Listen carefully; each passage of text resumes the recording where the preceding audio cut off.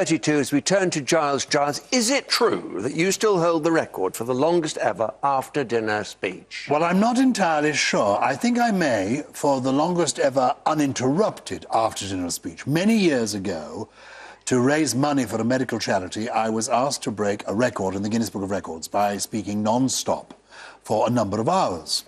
And I did it once as a competition with Nicholas Parsons, many years ago now, it was in the 1970s. And we were asked to be in adjacent rooms, hotel rooms in London, to speak non-stop for 11 hours without hesitation, deviation or repetition. It was to echo the programme Just a Minute. And we thought, well, we could do this, 11 hours non-stop speaking, that'll be easy. And then they said, but you can't leave the room and it will be through the night. We thought, oh, what time do we begin? They said 9 p.m. And we thought, we're going to sit down at 8 a.m. It's a long time to go, through the night. Nicholas was of riper years. I'd only just had children. And, you've just had children. You often want to go to the loo in the night.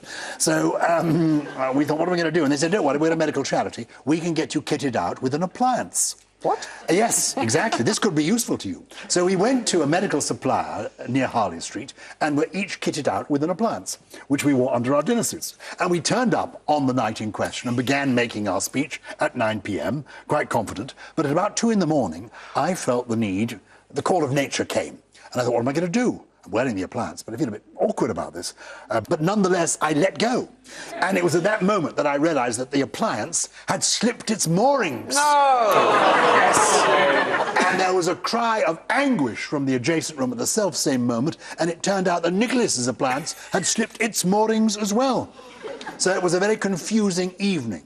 But I have to tell you, the one interesting fact about all this is if you do manage to, as it were, not go to the loo for so many hours, and eventually, the next time I did it on my own. I couldn't bear to share the record with Nicholas. I did it for 12.5 hours without going to the loo, without wearing an appliance, and I managed to get through the night without going to the loo, and then I found I couldn't go to the loo for about 12.5 days.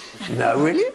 Well, that's brilliant. 12.5 hours, that's some effort, actually. Yeah. Fantastic. Well done.